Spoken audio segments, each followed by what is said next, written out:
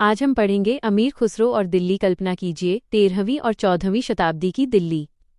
शाही दरबारों में फारसी की आवाज़ गूंज रही है, बाजारों में हिंदवी बोली जा रही है और सूफी खानकाहों में आध्यात्मिक संगीत सुनाई दे रहा है। इसी सांस्कृतिक संगम के बीच एक ऐसी प्रतिभा उभरती है जिसने दिल्ली की भाषा, साहित्य, संगीत और संस्कृति को हमेशा के लिए बदल दिया। ये थे अमीर खुसरो, जिन्हें अक्सर तूतिए हिंद, भारत का तोता कहा जाता है। जब अमीर खुसरो का जीवन शुरू हुआ तब दिल्ली सल्तनत राजनीतिक बदलावों के दौर से गुजर रही थी। उन्होंने कई सुल्तानों के दरबारों को देखा और फारसी तथा हिंदवी दोनों भाषाओं में रचनाएं की। लेकिन उनके जीवन का सबसे गहरा संबंध था हजरत निजामुद्दीन औलिया से। उनकी खानका केवल उनके लिए आध्यात्मिक आश्रय नहीं थी, बल्कि साहित्य, संगीत और मानवीय संवेदना का केंद्र भी थी। कल्पना कीजिए, दिल्ली की किसी शाम में महफिल सजी है।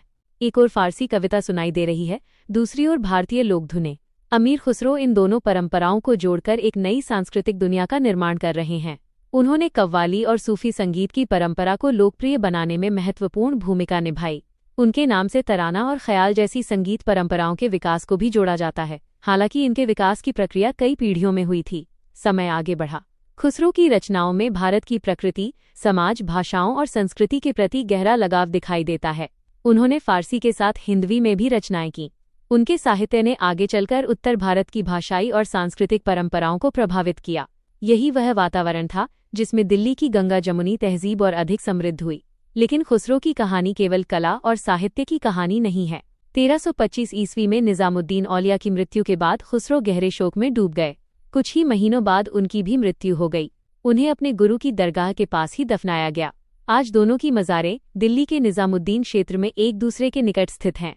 आज भी अमीर खुसरो की दरगाह पर कव्वाली की आवाज़ सुनाई देती है और दुनिया भर से लोग उनकी साहित्यिक तथा संगीत विरासत को याद करते हैं। दिल्ली के इतिहास में उनका स्थान इसलिए विशेष है क्योंकि उन्होंने फारसी और भारतीय परंपराओं के बीच सांस्कृतिक पुल का कार्य किया। भविष्य के लिए अमीर खुसरो और दिल्ली की कहानी हमें एक प्रेरणादायक संदेश देती है। संस्कृति तब महान बनती है जब वो अलग अलग परंपराओं को जोड़ती है, उन्हें मिटाती नहीं।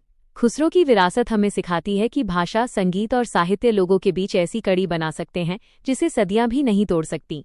यही कारण है कि अमीर खुसरो आज भी दिल्ली की जीवित सांस्कृतिक आत्मा का एक महत्वपूर्ण हिस्सा हैं।